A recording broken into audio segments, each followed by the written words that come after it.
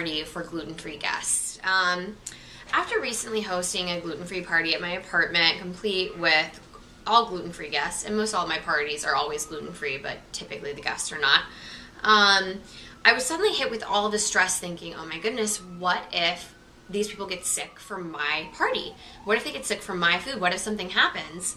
And I eat completely gluten-free. My home has been gluten-free since I moved in. But there's always a risk for cross-contamination when purchasing food that's out of your hands, that there's really nothing you can do about it. I read labels. I pretty much only buy foods that are made in a dedicated facility.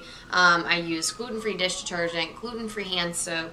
But there's still some kind of weird anxiety associated with hosting these parties, just because I know what it feels like for me to get sick, and I fear doing that to someone else. And I brought it up at the party, and one of my friends, Kirsten, was like, I go through the exact same thing too. Like, I really get worried. I don't know how to handle it, and I don't want people to get sick. And, so I was like, if I'm feeling this way, Kirsten's feeling this way, are there a lot of people feeling this way? And so I kind of made a little, I'm going to say, positive affirmation list for myself and things to do when I host a party with gluten-free people.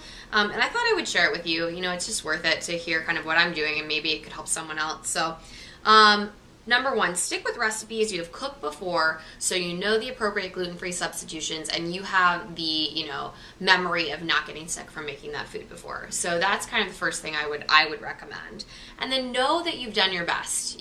Don't second guess yourself, because you do this every day. You cook for yourself gluten-free every single day. You eat gluten-free every single day of your life. So know you've done your best, and, don't second guess yourself.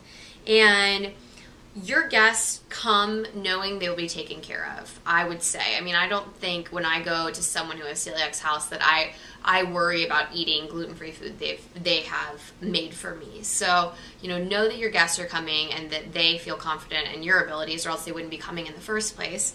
And, finally, enjoy your party, because the more fun you have, the more fun everybody else has, and that makes for a fabulous party, I would have to say. And I love fabulous parties. So I was just wondering if anybody else had a strategy, or if anyone else even actually goes through this kind of anxiety of feeding gluten-free people.